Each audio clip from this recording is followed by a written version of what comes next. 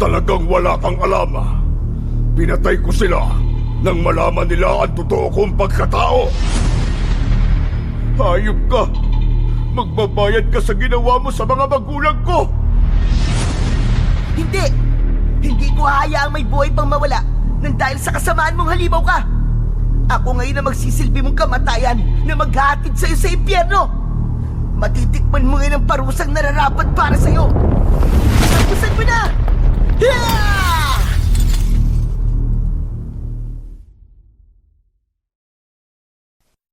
Magandang araw po sa inyong lahat at sa mga giliw kong tagapakinig.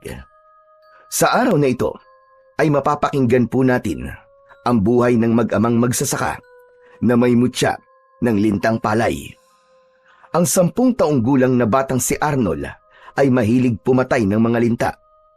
Dahil doon, mapaparusahan siya ng diwatang si Asyana na ang magiging kapalit ay buhay ng kanyang pamilya.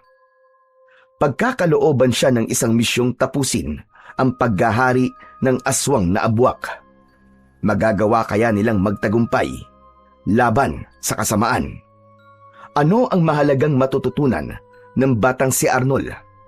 Sama-sama po nating pakinggan ang buhay at pakikipagsapalaran ng mag-ama laban sa aswang na abwak na may 2 ulo. Ngunit bago po ang lahat, mga idol, huwag po nating kalimutang mag-subscribe at i-hit ang notification bell sa aking YouTube channel na The Voice Addict at Apong Isaak para sa mas marami pang makapigil hiningang kwentong aswang at katatakutan mula sa mundo ng kababalaghan. Umpisahan na po natin ang kwento. Tay, ano po bang ginagawa natin? Bakit kailangan po natin manguha ng mga natirang palay sa mga inanin nila? Pinagtatawanan na po kasi ako sa eskwelahan eh. Dahil taga-ubos daw po tayo ng tirang palay ng mga kapwa niyo magsasaka. Aba anak, wala ko nakikita masama sa ginagawa natin, ano? Kahit may sarili tayong binubukid, dapat matuto pa rin tayo maging masinop sa biyaya ng Diyos. Nakikita mo ba ang pinupulot nating sanga ng palay? Hindi ba't isang subo mo na rin yan kapag nailuto na yan at naging kanin? Tay naman eh, seryoso po ako sa tanong ko eh. Anak, seryoso rin naman ako sa sinasabi ko. Hindi porket tapos na tayo mag-ani ay pababayaan na lamang natin itong mga palay na nahulog sa lupa. Hindi ako mahihiyang ipakita sa ibang tao ang ginagawa natin. Dito kayo binubuhay. Marangal ang hanap buhay kong to at masaya ako sa ginagawa ko. O bakit? Nahihiya ka ba, anak? Ikinahihiya mo ba ang trabaho ni tatay? Medyo po. Tinutokso po kasi nila ako, tay. Nahihiyaan na po ako eh. Pinagtatawanan po nila ako palagi eh. Hay nako. Alam mo ba, anak, sa lahat ng sinabi mo, diyan ako nasaktan. Ang pinakamasakit na salitang narinig ko mula sa iyo ay yung ikinahiya mo ang hanap buhay ko. Pasensya ka na. Mahirap lamang tayo. Hindi ko kayang ibigay ang marangyang buhay sa inyong magkakapatid. Kaya nga, magsikap kang mag-aral, anak, nang hindi mo maranasan kung gaano kahirap ang magtrabaho sa bukid. Tay, pasensya na po ah. Pasensya na po sa mga nasabi ko. Hayaan niyo po at magsisikap po ako sa pag-aaral para mabigyan ko po kayo ng magandang buhay. Hindi naman mahalaga ang karangyaan, anak, o kahit na anong yaman sa lupa. Ang mahalaga, mayaman tayo sa pananampalataya sa dakilang lumikha. O sige na, sige na. Isilid mo na lang yung mga dalamong tangkay ng palay at ako narito. Umuwi ka na at tulungan mo na lamang ang nanay mo sa gawaing bahay. Isa pa, masyadong masakit sa balat ang sikat ng araw. Sige na, mauna ka nang umuwi. Tay, samahan ko na lang po kayo. Baka po kasi mahilo kayo sa init ng araw eh. Wala pong makapansin sa inyo. Kaya ko to, anak. Malakas pa ako. Oh, tignan mo. Kaya ko pa magbuhat ng 1 sakong palay. Pero tay, aray ko, aray! O bakit, Arnold? Napano ka? Tay, ang katipo ng binti ko. Maapdi po. Dako, baka mamaya niyan meron na nakadikit na linta. Tignan mo. Linta? Teka, Naku tay, may linta nga. Tay, alisin po nyo tay. Bilisan nyo tay, baka maubusan po ako ng dugo. Tumigil ka nga, Arnold. Parang hindi ka lalaki yan eh. Eh tay, takot po ako sa linta. Sige na po. Bilisan nyo na po, tanggalin nyo na po yung linta. Hindi naman sila nakamamatay. Ikaw naman kasi. Bakit dito ka tumayo sa basan lupa? Alam mo namang nakatira mga lintang yan sa putik o sa basan lupa ng taniman ng palay. Tay, natanggal nyo na po ba? Alisin nyo na po. Oo, wala na. Pinakawalan ko na. Saan nyo po pinakawalan tay? Dapat po pinatay natin. Baka po bumalik pa yun sa binti ko eh. Ano ka ba anak? Hindi natin kailangang patayin ng linta. May buhay din silang katulad natin. Alam mo ba na may kasabihan ng mga magsasaka dito sa baryo ng Aldano? Kapag pumatay ka raw ng lintang palay, ay mamalasin ka raw sa buhay. Parurusahan ka ng mga simbayo at madadamay pa ang pamilya mo. Simbayo? Ano po bang simbayo tay? Ang simbayo ay ang mga diwatang nagbabantay sa mga linta at halaman tulad ng palay, saging at saka kung ano-ano pang mga bunga na may kinalaman sa pagkain ng mga tao. Nakakita na po ba kayo ng mga simbayo tay? Hindi pa, dahil nagpapakita lang daw ito sa taong pumatay ng mga linta. Kaya ikaw anak, huwag kang papatay ng linta ha. Marami na ang gumawa ng ganyan dito sa baryo at naglaho sila na parang bula. Halaka, sige. Hindi naman po ako naniniwala sa simbayo o diwata, tay. Ang alam ko po nakakatakot po talaga ang mga linta. Kasi sumisip-sip po sila ng dugo ng tao. Ay nako ang batang ito, bahala ka na nga. Basta tandaan mo sinabi ko ha. Huwag mo silang papatayin. Huwag kang papatay ng linta at ng kahit na ano pang buhay. Dahil may silbian lahat sa ating kalikasan. Kasi naman tay, nakakadiri po sila eh. Ang dami ng dugong umaagos sa binti ko. Tignan nyo tay. Sigurado po ba kayong wala tong kamandag? Wala anak, dahil likas lang talaga sa mga linta ang tumira sa palayan. Sige na. Kailangan na muna natin durugin o giikin ang mga palay sa paa natin bago tayo pumunta sa ilog para magpalutang ng palay. Nanliit sa pagbuhat ng sakong may laman ng palay ang may 10 taong gulang na batang si Arnold. Araw-araw silang ganun ang ginagawa tuwing sumasapit ang anihan ng palay. Madalas siyang katulong sa pagtatanim at pag-aani ng palay sa maliit na lupang sinasaka ng kanyang ama. Sa una ay masaya pa siyang ginagawa yon, pero habang tumatagal ay para na siyang nahihiya sa hanap buhay ng kanyang ama. Dalawa silang magkapatid. Si Lita, ang bunso, ay 2 taong gulang pa lamang, kaya kapos sila sa pera dahil kailangan itong suportahan ng gatas. At kapag walang-wala sila, nagbabayo ng palay si Aling Rona para isain at ang magiging am naman ito ang ipapainom sa kanyang kapatid. Bata pa lang ay alam na ni Arnold ang hirap ng kanyang ama, lalo pa at nanganganib ng mawala sa kanyang ama ang palayan. Balak na ng kapatid ng kanyang amang si Mang Teban na ibenta ang lupang sinasaka ni Mang Estong. Pagkatapos nilang maubos ang palay sa lupa, ay nagtungo naman sila sa ilog para magpalutang nito. Kailangan nilang lumusong sa ilog na hindi malakas ang lagaslas ng tubig upang lumutang ang walang laman na palay. Ang masakit para sa kanyang ama, sa kabila ng marami nilang nakukuhang palay, ay konti lang ang natitira sa kanilang timba dahil halos lahat ay pinagpilian na rin ng mga nagtetreser ng palay. Aminin man ni Arnold na talagang nahihiya na siya sa ginagawa ng kanyang ama, pero mas nangingibabaw naman ang awa niya para dito. Maya-maya pa ay nakaramdam na naman siya ng pangangati ng kanyang binti. Bumilis ang tibok ng kanyang puso at nanlaki ang mga mata nang makita ang 2 linta na nakakapit sa kanyang balat. Tay! Tay, may linta na naman po! Lintik naman yan oh! Tanggalin niyo po tay, bilis! Tay, tanggalin niyo po! Aba, sandali lang anak, hindi tayo matatapos dito eh. Tanggalin mo na lang kaya mo na yan. Tay, hindi po naaalis eh. Kapag inalis ko po yung isang dulo, kakapit naman po yung kabilang dulo, Tay. Tay, sige na po, tanggalin niyo na po. Anak, pag-aralan mong tanggalin ang linta. Paano kung hindi mo ako kasama at walang magtatanggal ng linta sa binti mo? Aba sige na, kaya mo na yan. Kailangan ko pang tapusin to eh. Wala tayong isasaing mamaya. Babayuhin pa namin ang nanay mo to sa lusong. Sige na, ikaw na ang bahala dyan, anak. Kaya-kaya mo na yan. Wala nang nagawa si Arnold, kundi ang umahon saglit sa ilog at humanap ng kahoy na maaari niyang magamit para matanggal at sungkitin ang linta. Sakto naman na mayroong kahoy siyang nakita. Dinampot niya yon at kahit na anong gawin niya, ay hindi talaga matanggal-tanggal ang linta sa kanyang binti.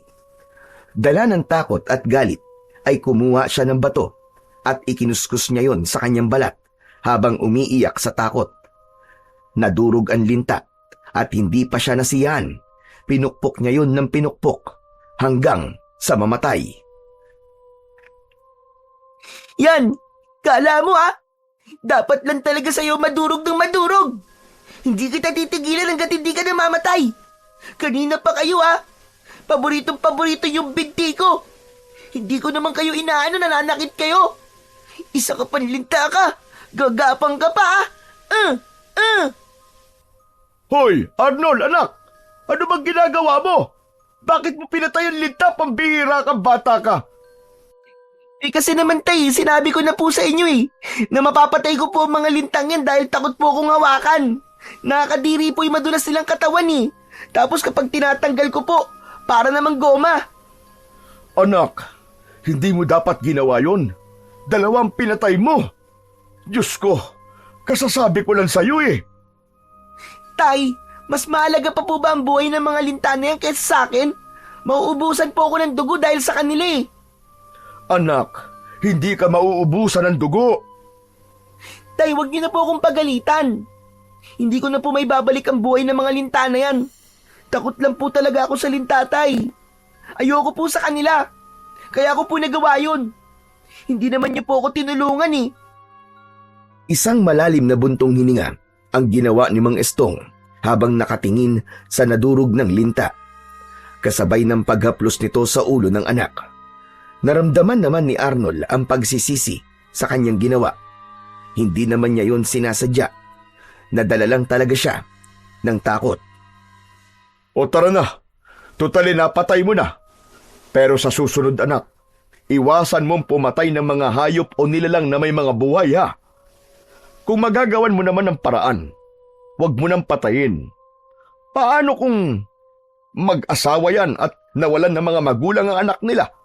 Di ba, kahit linta lang ang mga yan Pati yung mga anak nila ay magdudusa. Sino magpapakain sa mga yon?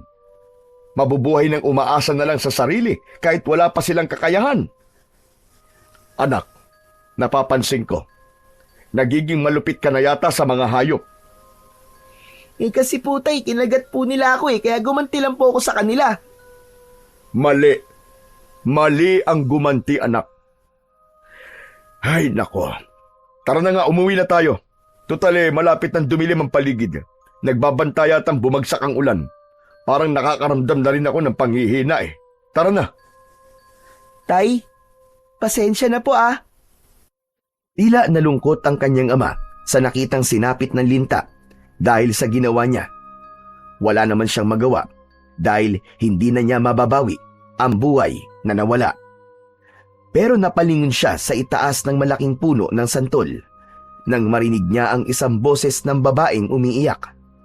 Pero nang tumingala naman siya sa mga sanga, ay wala naman siyang nakita na kahit na sino. Nagtaasan ang balahibo niya sa kanyang katawan na para bang may nakatingin na nilalang sa kanya. Nang maramdaman naman ni Mang Estong na hindi nakasunod ang anak, ay lumingon nito sa gawi ni Arnold. Tara na, Arnold! Ano pang tinatayo-tayo mo dyan? Dalhin mo na ang timba at uuwi na tayo. Susunod na po, tay. Saka siya nagmadaling sumunod sa kanyang ama. Nabuhat naman ang sako at timba na may laman na basang palay. Tumawid lang sila sa pilapil para makarating sa bahay nila na malapit naman sa kanilang palayan. Pagdating nila roon, ay nadatnan nilang nagluluto ng kamuting kahoy ang kanyang ina para yun na muna raw ang kanilang kainin. Kasabay ng pagpasok nila sa bahay, ang pagbagsak naman ng malakas na ulan. Umabot yun ng 2 oras, kaya walang nagawa ang mag-ama, kundi ang magpahinga na lamang at bukas na ulit pupunta sa bukid. Sinamantala nila ang 2 araw na walang pasok sa eskwelahan si Arnold para makatulong muna ito sa kanyang ama sa bukid. Nang tumigil ang ulan, ay biglang naramdaman ni Arnold ang pananakit ng kanyang sugat na gawa ng kagat ng mga linta sa kanyang binti. Mainit ang kanyang pakiramdam, pati na ang singaw ng kanyang bibig at ilong. Maging ang kanyang mga mata ay naluluwa na rin sa sobrang init na kanyang nararamdaman. Nay, nasan po kayo? Tay, ang sakit po ng sugat ko sa binti! Nay! Aray, ang sakit po! Halos mamilipit sa sobrang sakit ng binti si Arnold. Tinignan niya ang kanyang sugat at nanlaki ang kanyang mga mata nang makitang namamagayon at nangingitim ang paligid ng pinagkagatan ng linta. Dati na siyang nakagat ng linta, pero hindi siya nakaranas ng ganung sakit. Maya-maya pa ay magkasabay na pumasok ang kanyang mga magulang sa kanyang silid. Bakas sa muka ng kanyang ama at ina ang pagtataka nang makitang hawak niya ang kaliwa niyang binti. Tay! Ang sakit-sakit po, tay! Ang sakit! Para po may tumitibok-tibok sa loob ng binti ko. At mainit po ang singaw ng aking katawan, tay! Aray ko! Aba, ano bang meron sa'yo, Arnold? Kanina lang ay ayos ka pa naman ah. Tay, ang binti ko po. Masakit na masakit po talaga ang sugat ko sa paa. Sandali, patingin nga ako. Ito po, tay, tignan niyo po. Dahil lang po yan sa kagat ng linta kanina eh. Patingin nga. Aba, Diyos ko, Rona, ang anak natin. Malaki na kagad ng sugat sa binti. Anong klaseng linta kaya nakakagat sa'yo at sumugat ng ganyan? Ang pangkaraniwang linta ay konting pamamagalang tapos ayun na. Wala na. Pakiramdam ko rin po. May lagnat na rin po ako, tay. Aray, ang sakit. Nagmamadaling lumapit si Mang Estong sa anak at hinipo ang noon ni Arnold. Bumakas ang pagtataka sa mga mata ng kanyang ama at napatitig sa kanyang muka. Napansin din niya na lumunok ito ng laway at napasulyap sa nag-aalalang si Aling Rona. Hindi rin ito mapakali habang buhat ang kapatid niyang si Lita. Sinabi ng kanyang ina na sunduin ang matandang albularyo sa kabilang bahay para matignan kung anong klaseng sugat ang nasa binti ni Arnold. Masakit na masakit ba, anak? Kailangan ko munang puntahan si Lolo Tonyo para matignan kung anong klaseng sugat na nasa binti mo. Anak, konting tiis lang muna ha. Rona, linisin mo muna ang sugat ng anak natin. Mabilis lang ako, babalik din ako kagad. Tumangulang si Aling Rona kay Mang Istong bilang tugon habang ipinaghihele nito ang bunsong anak. Si Arnold naman ay tinitiis ang nararamdaman sakit habang siya ay nakahiga sa katreng gawa sa kawayan. Maingay rin ang kanyang banig na gawa sa abaka dahil sa pagpilipit ng kanyang katawan. Hindi niya makontrol ang kirot na nararamdaman. Pakiramdam niya ay may mga insekto sa loob na parang naghuhukay sa kanyang laman sa binti. Hindi niya maiwasan ang hindi mapasigaw. Nay! Aray ko, ang sakit po talaga. Tulungan niyo po ako, Nay. Diyos ko, ang sakit-sakit na. Sobrang sakit po, Nay. Halos maiyak si Aling Rona habang naupo na ito sa tabi niya. Hinihilot nito ang kanyang binti sa katatayo at lalakad sa kanyang harapan. Mabuti na lang at kahit malakas ang boses niya, ay nakatulog pa rin ang kanyang bunsong kapatid. Inilapag muna ng kanyang ina sa higaan ang natutulog na si Lita. Saka ito nagpaalam sa kanyang kukuha ng palangganang may tubig para malinisan ang kanyang sugat. Pagbalik ng kanyang ina ay may dala na itong malinis na tubig. Kasunod na rin ang kanyang ama na hindi na nakapagpalit ng damit. Malapit lang naman kasi sa kanilang bahay ang bahay ng matanda na sinundo nito. Andito na si Lolo Tonyo. Kasama ko na siya. Tay, ang sakit-sakit na po. Aray ko, tay, tulungan niyo ako. Kaya nga sa susunod anak, makikinig ka sa akin nang hindi ka napapahamak. Wala pa naman ako naitatabing pera para sana ipampacheck up sa sugat mo. Ang bilis ng pagkalat ng sugat Parang makamandag pa yata yung linta na nakakagat sa'yo. Ilang saglit lang ay nakita ni Arnold ang pagpasok ni Lolo Tonyo sa kanilang kubo. May dala itong isang kulay itim na bote na mula sa sinaunang tandway. Sa loob nun ay kulay pulang likido na may iba't ibang uri ng sanga. 70 na ang matanda, pero malakas pa rin ito at mahusay na albularyo. Lahat ay napapagaling nito, kaya dinadayo ang matandang albularyo ng mga pasyenteng nagmumula pa sa ibang mga lugar. Ang matandang si Lolo Tonyo ay ang albularyong gumagamit ng lintang palay para manggamot. Kaya malalaman ito kung anong klasing linta ang nakakagat sa kanya. Mabisang gamot din ang linta sa masasakit ang buto o arthritis. Ganon din sa pagdaloy ng dugo. May kakayahan daw yung pumigil sa pamumuo ng dugo para maiwasan ang stroke. Ilan lang ito sa mga kakayahan ng linta na magpapagaling ng karamdaman ng tao. Kaya napaatras si Arnold nang makita ang matanda dahil iniisip niyang baka gamitin sa kanya ang mga linta. Malakas ang kanyang kaba nang ito ay tumabi na sa kanya at pinalinisan ang kanyang sugat sa kanyang ina.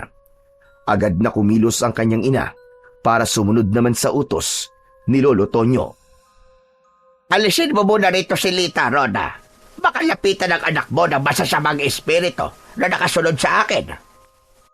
Binuhat ni Aling Rona ang anak nitong bunso at inilipat yon sa kabilang silid. Binuksan naman ni Mang Estong ang bintana ng kanyang kwarto bago muling nagmasid sa ginagawa ng matandang albularyo. Mang Tonyo, kanina naman po ayos pa ang binti niya. Kinagat lang po siya ng linta kanina sa tabing ilog at yan na po kagad ang nangyari sa kanya. Patingin nga ko, Arnold. Eto po, Lolo. Talagang masakit na masakit po talaga ang sugat ko. Aray! Teka, abay hindi ganito ang kagat ng linta. Para lang yun kasi laki ng dulo ng pako na didos. Saka nangingitim ang paligid ng sugat mong bata ka. Ano ba ang ginawa mo? Ano bang itsura ng linta? Yung ano lang po, yung pangkaraniwang kulay lang po ng linta. Yung kulay itim. Ang mahirap pa niya, Lolo Tonyo. Pinatay ng batang yan yung 2 linta. Ang tigas ng ulo Hindi nakikinig sa akin. Nailog ba ka mo? Diyos ko, bilisan mo, Estong. Kumuha ka muna ng bao at lagyan mo ng baga. May dala naman ako ritong insenso at kabangyan. Kumakalat ang lason sa kanyang sugat hanggang sa maputulan siya ng binti. Kaya bilisan mo. Tay, ayoko po. Ayoko po mawala ng binti, Lolo. Tulungan niyo po ako.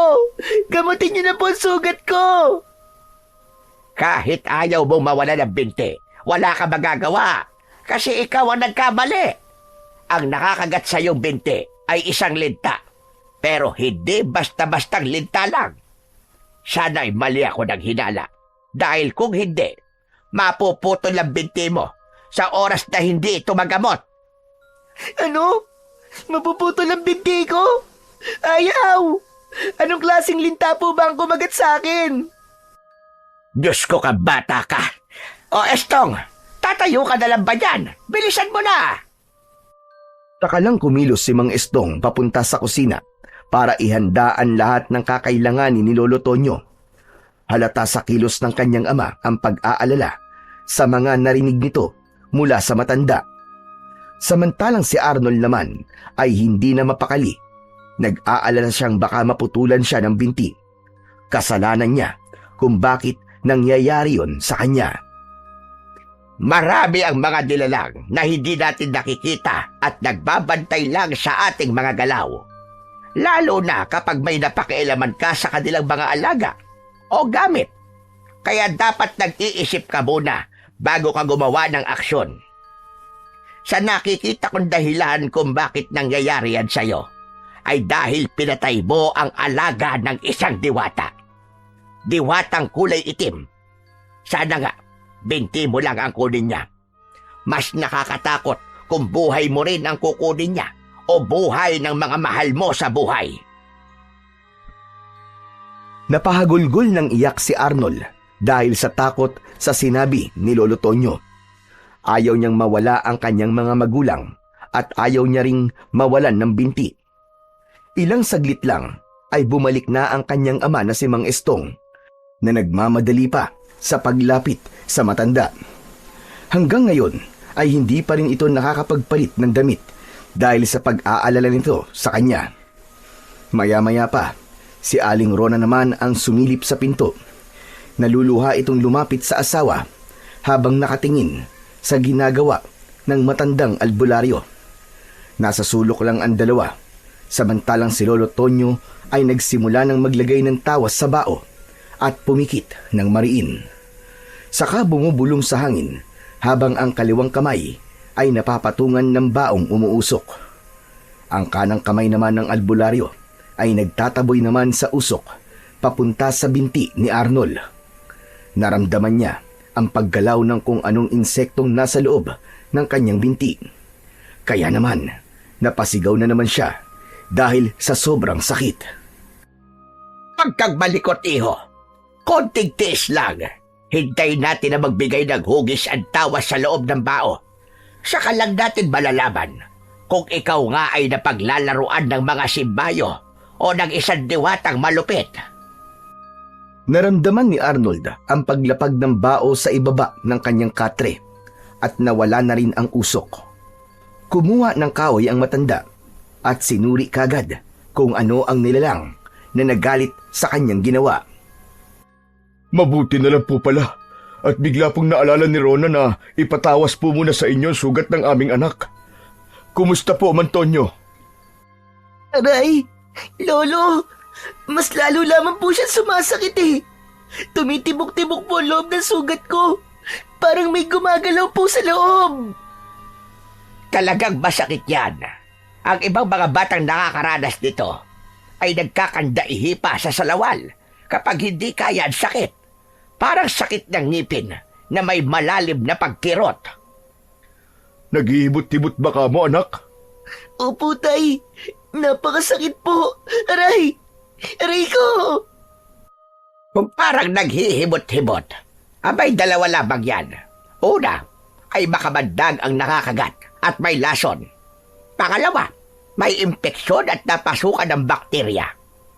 Pero sa kaso ng anak nyo, ay may nagalit sa kanyang ginawa. Kailangan niyang bumalik ng mag-isa sa ilog. Ano po? Babalik akong mag-isa doon? Ipapadala ko sa iyo itong bote na hawak ko. Susubukan mong makipag-usap sa kanya. Kausapin mo ang diwatang nagalit sa iyo.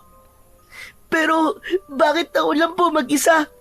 Bakit hindi po pwedeng may kasama, aray? Aray ko! Dahil ikaw lang naman nagkaroon ng kasalanan sa kanya.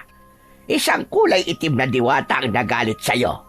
At karamihan sa ganyan pinarurusahan at namamatay. Kaya kung hindi ka hihingi ng tawad sa kanya, mamamatay ang mga mahal mo sa buhay. At kapag naubos na nila ang iyong pamilya, saka ka lang nila papatayin. Ang mga diwatang simbayo ay ang mataas na uri ng nilalang na may itim na kapangyarihan.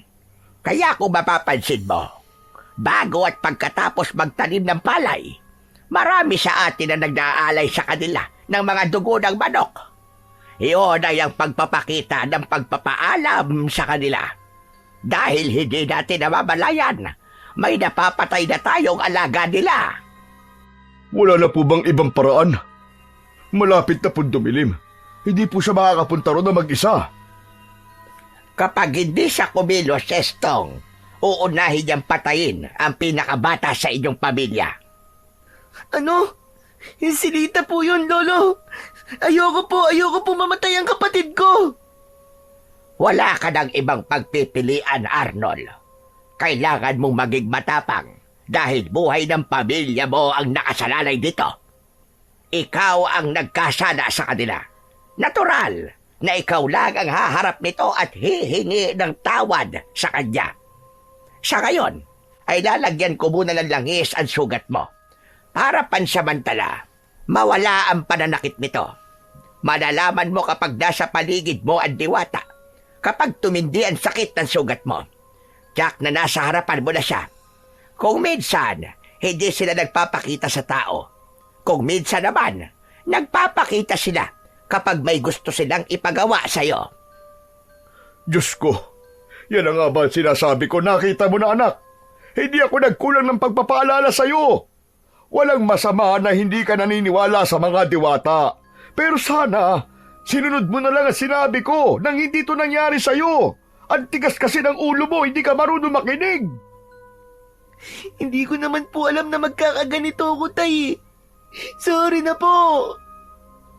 Ang lintang panay ay makamandag, lalo na kung ito ay alaga ng isang makapangyarihang diwata. Dalhin mo itong langis. Itaas mo ito sa ere at lilikha ito ng liwanag na magiging hudyat ng pagtawag sa kanya. Mag-iingat ka. Dahil sa gagawin mo, maaaring maraming nilalang ang lalabas kung sakaling magkabali ka sa lugar na pupuntahan mo. Ano pong ibig niyo sabihin, Lolo Tonyo?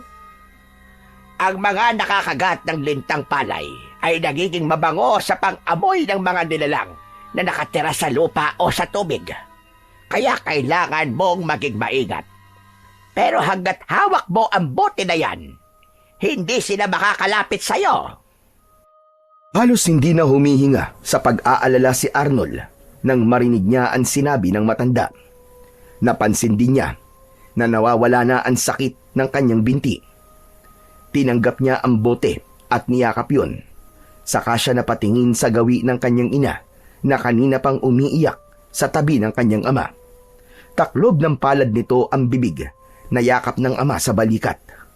Bakas ang pag-aalala sa muka ng mga ito bago siya muling tumingin kay Lolo Tonyo.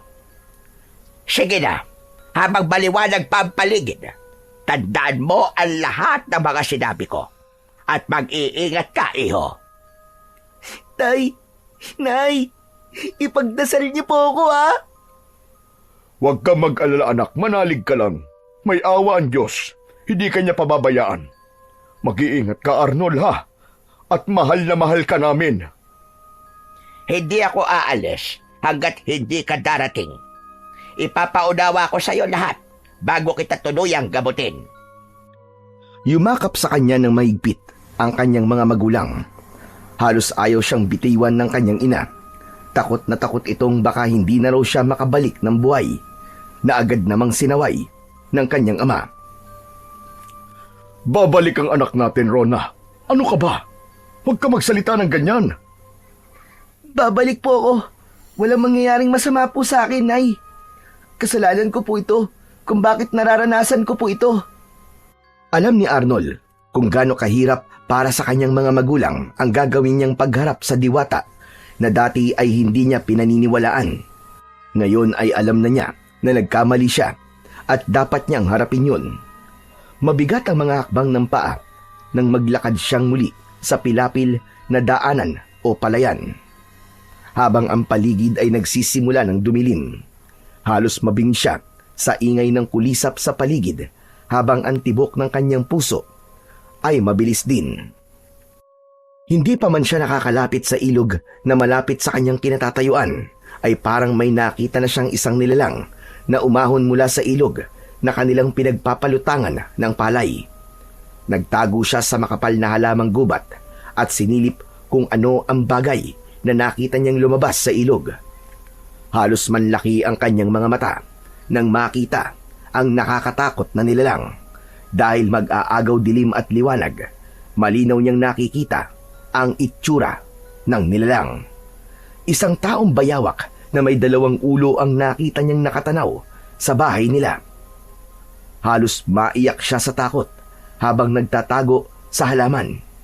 Mapupula ang mga mata nito na ang huni ay parang tunog, ak-ak.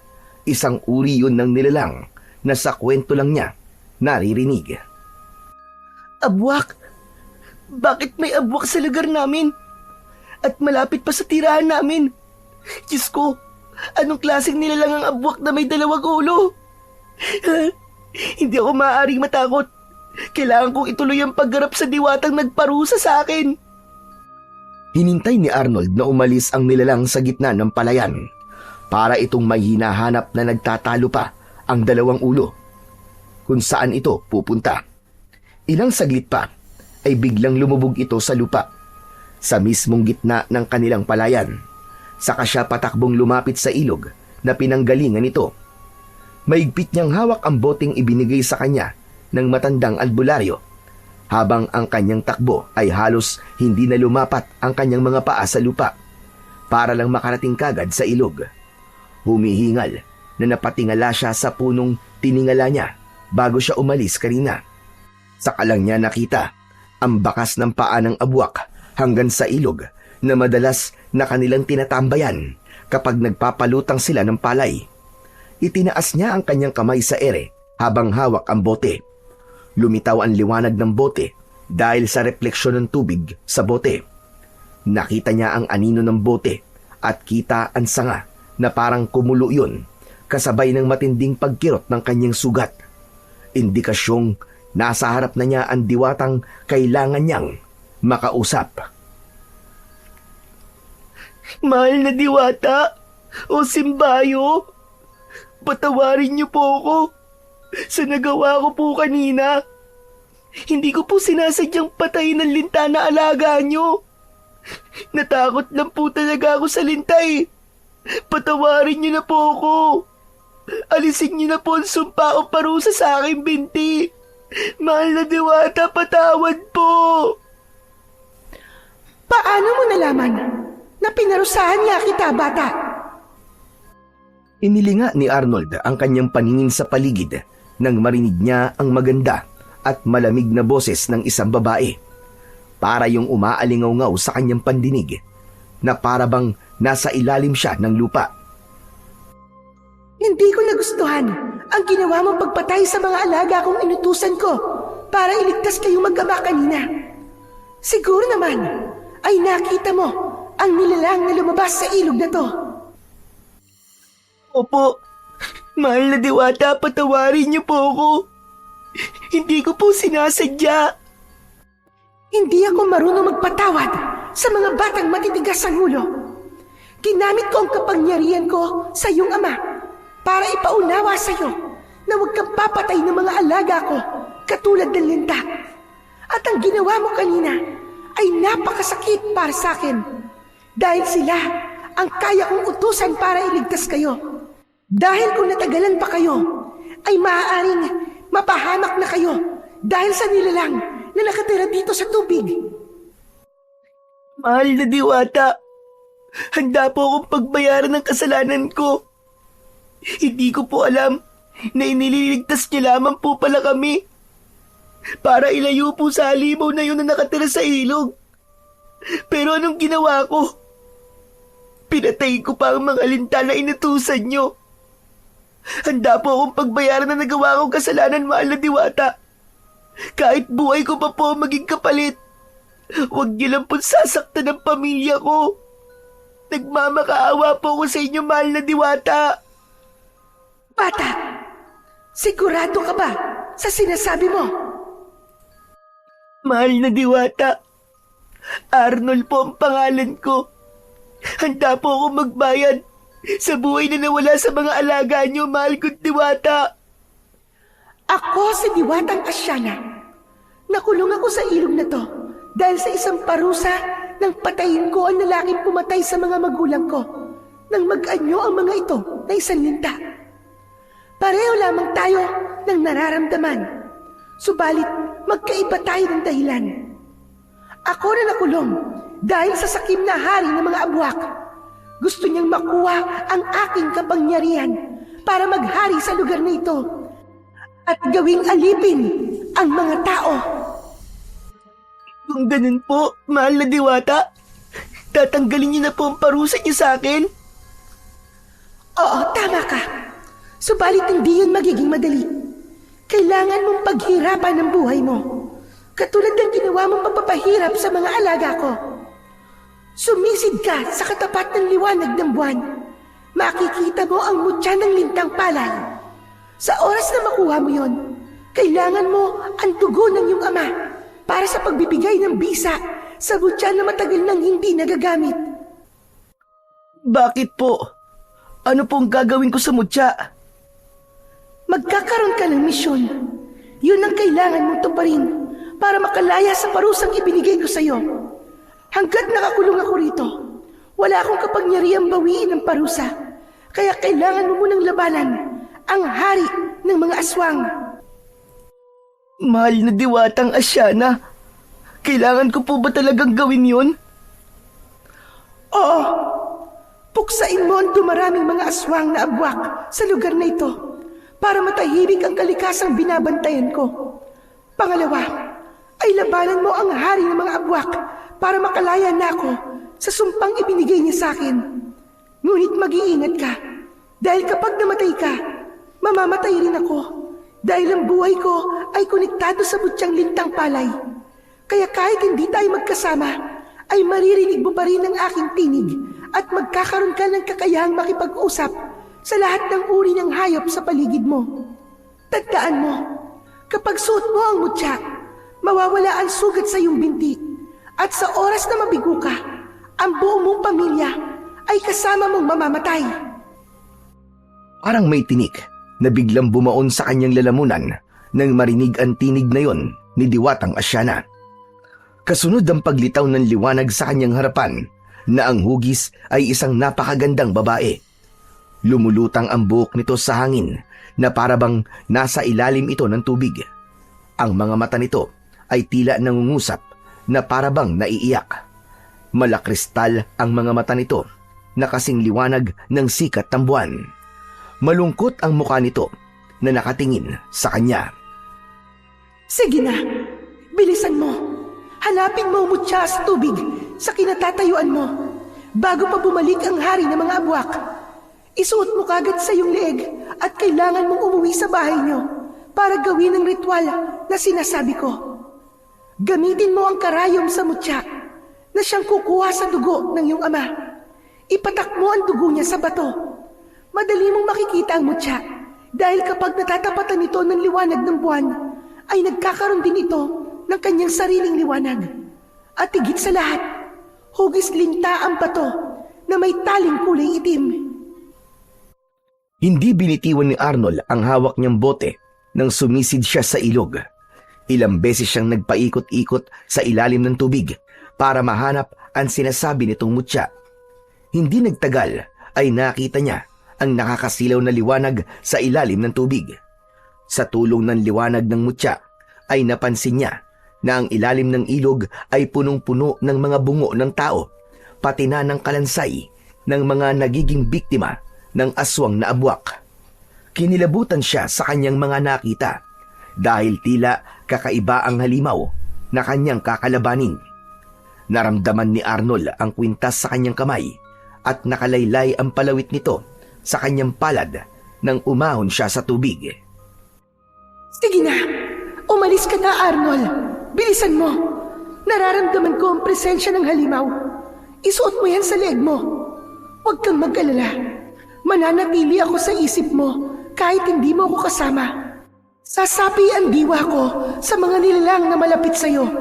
Tandaan mo, konektado ako sa buhay ng mutya at sa may hawak nito. Maraming salamat po sa tiwala, Diwatang Asyana. Kahit natatakot, ay isinuot pa rin ni Arnold ang kwintas. Subalit, hindi niya inaasahan na may mararamdaman siyang kakaiba sa mutya. Sumakit ang kanyang ulo na parabang yun ay binibiyak. Makakaramdam ka ng sakit, ngunit saglit lang dahil papasok ang kapangyarihang taglay ng mutya sa iyong isipan upang malaman mo kung paano mo gagamitin ang mutya. Hindi nga nagtagal ay nawala ang pananakit ng kanyang ulo. Sa halip ay malinaw ang kanyang paningin at nararamdaman niya ang mga nilalang na nasa kanyang paligid. Ngayong taglay mo na ang mutya ng lintang palay. Magkakaroon ka ng sandata sa iyong mga kamay sa oras na may nilalang na a-attack sa iyo. Sige na, saka mo na lang malalaman ang ibang kakayahan ng mutya sa oras na magawa mo na ang sinasabi kong ritual. Malalaki ang mga hakbang ng paa na umalis sa lugar na yon si Arnold. Ngunit pagdating niya sa gitna ng bukid ay natigilan siya sa kanyang paglalakad. Nanigas ang kanyang mga tuhod at namumula ang kanyang mga matang nakatingin sa dalawang nilalang na abala sa pagkain ng kalabaw ni Mang Teban. Hala, kung ganun, ang mga aswang na to ang kumakain ng mga alagang kalabaw na madalas ay natatagpuan ng mga taong wakwak ang tiyan at nawawala ang laman loob. Diyos ko, wala kaming kaalam-alam na may mga ganitong nilalang pala ang pumapatay at unti-unting umuubos sa mga alaga naming kalabaw. Nagtago pansamantala si Arnold sa pilapil ng palayan habang nakasilip siya sa dalawang abwak na magkasalong kumakain ng karne ng kalabaw. Tila nagsusubuan pa ito habang humuhuni na parang sa paniki at tigdalawa nitong mga ulo ay parang nag-aaway pa kung sino ang unang kakagat sa puso ng kalabaw. Pakiramdam ni Arnold ay hindi na siya humihinga ng mga oras na yon. Kaya lang, bigla siyang natigilan ng sabay-sabay ang mga ito na napatingin sa kanyang gawi. Tila naramdaman ng mga ito ang kanyang presensya. May nakakita sa atin. Mahal ko, habulin siya. Hindi siya maaaring makatakas. Naku po, nalintikan na, nakita nila ako. Diyos ko, hinahabol na nila ako. Mabilis ang mga akbang na sinubukan ni Arnold na tumakbo sa kakahuyan upang mailigaw niya ang mga aswang na abwak. Hindi siya maaaring magpunta sa bahay nila dahil baka mapahamak ang kanyang pamilya. Tila mauud itong dumaan sa ilalim ng lupa habang hinahabol siya at kapag lumilitaw ay nagmimistulang pinaghukayan ng ulingan ang lugar na lalabasan ng mga ito. Galit na galit ang aswang na nagsasalita dahil katulad ng sinabi sa kanya ni Diwatang Asyana ay maririnig niya ang mga boses ng bawat nilalang sa kanyang paligid. Hindi napapansin ni Arnold na mabilis din ang takbo niya na parabang isang kidlat. Kaya nahirapan sa kanyang humabol ang mga aswang. Nagtago muna siya sa makapal na halamang may nakaharang na puno ng kahoy. Sapat na yon para hindi siya maamoy ng aswang dahil nagtago siya sa mabahong dahon ng amarilyong gubat. Ilang saglit lang ay narinig naman niya ang yabag ng mga paa ng aswang at ang mga kuko nito ay tila kumukuskus sa masukal na daan. Hindi dapat makatakas sa batang yun sa ating bahay ko. Malalaman ng mga tao ang tungkol sa atin. Lumapit ang asawa ng abwak na lalaki habang nakatingin sa mga halamang nasa harapan ng mga ito. Halos mabingi sa kabog ng dibdib si Arnold habang pinagmamasdan ang mga itsura ng aswang na abwak sa kanyang harapan. Nagpaalam ang babaeng abwak na hahanapin ito ang batang nakakita sa kanilang pagkain sa kalabaw. Unti-unting humaba ang bibig ng nilalang. Ang kamay nito ay naging pakpak ng malaking ibon at sa isang iglap lang ay nag-anyong ibon ito. Yun ang palatandaan na babae ang abwak. Samantalang ang lalaking abwak naman ay nanatiling nakatingin sa paligid ng kagubatan na parabang may hinahanap. Napansin niya ang mapupula nitong mga mata na nagpapapalit-palit pa ng kulay. Parang mga mata ng ahas. Ang ulo naman itong sa tao ay may matutulis na pangil, habang ang leeg hanggang sa bewang ay sa katawan naman ng bayawak. May matatalim itong mga kuko at ang balat naman ito ay kulubot na tila kasing kapal ng balat ng buhaya. Maya-maya pa ay umalis ito sa kanyang harapan at muling lumubog sa lupa. Saka lang nakahinga ng maluwag si Arnold. Bigla siyang nakarinig ng tinig. mula sa mutya. Arnold, kailangan mo maging maingat sa iyong mga pagkilos. Iwasan mo lumikha ng ingay dahil habang nasa ilalim sila ng lupa, maririnig nila kung nasan ka.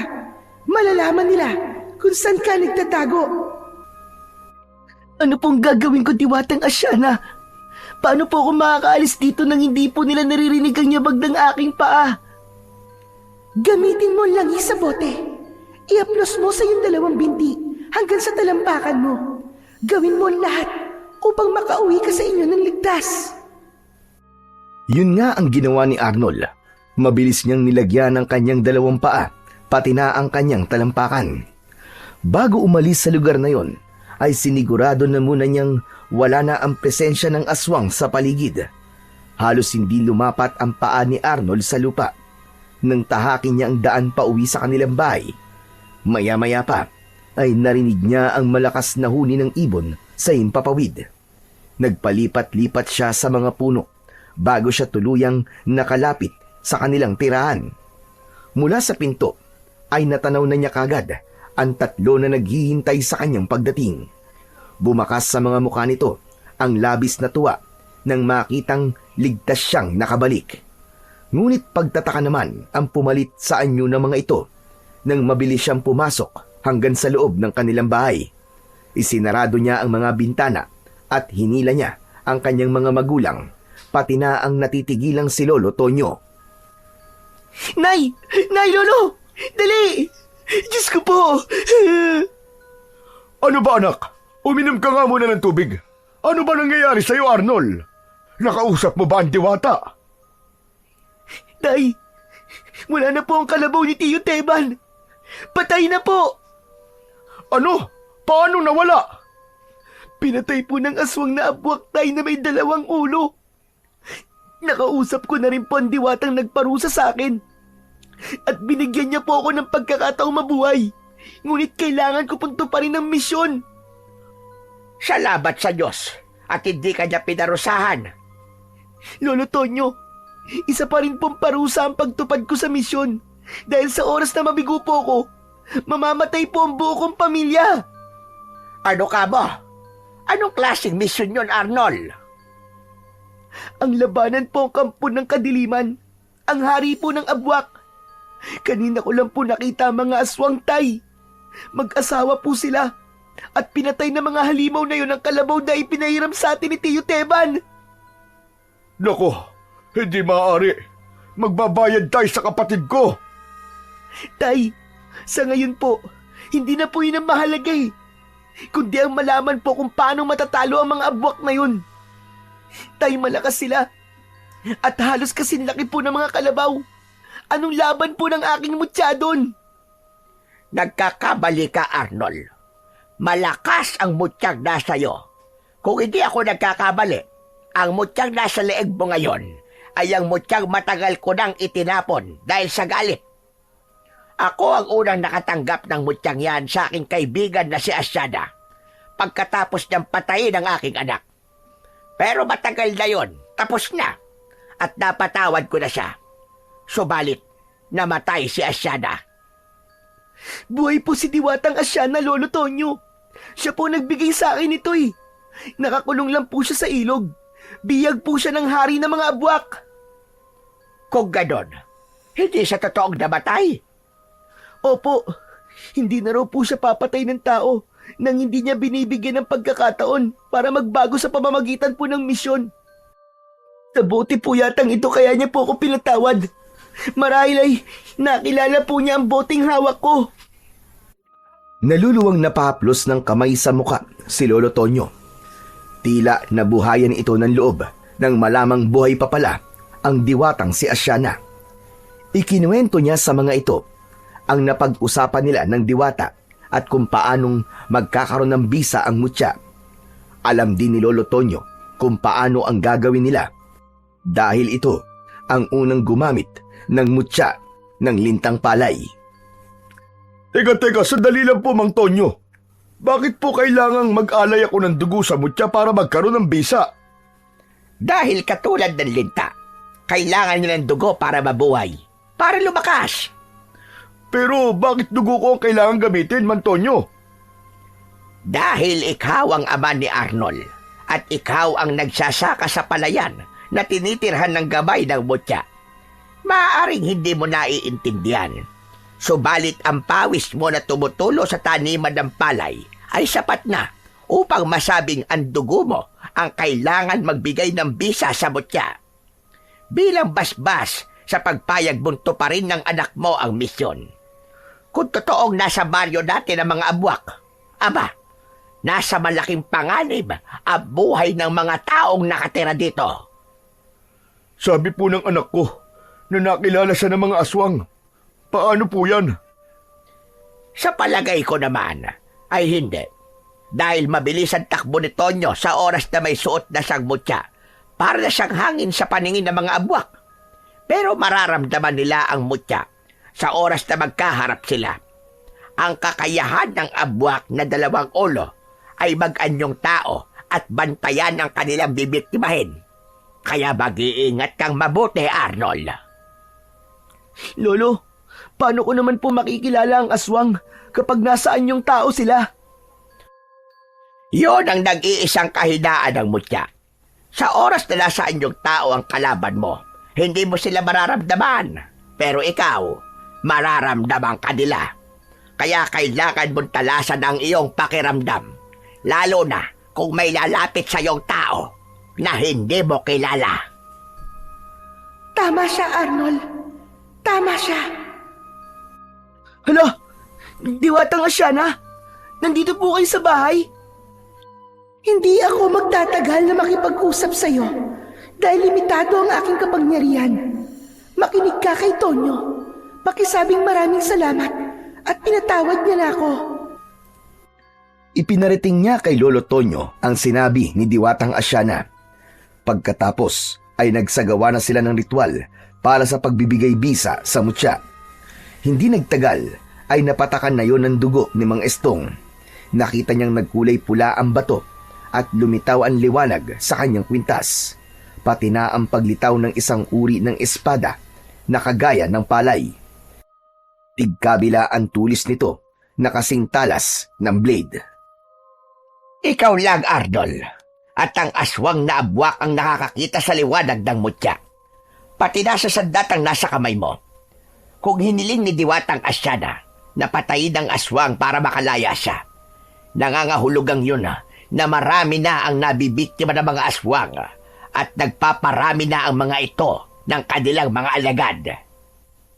Pero wala naman po kami nababalitang nabibiktima ng aswang, Mang Tonyo. Pero ako ay meron ng nababalitaan, Estong. Dahil hindi sila rito nang bibiktima.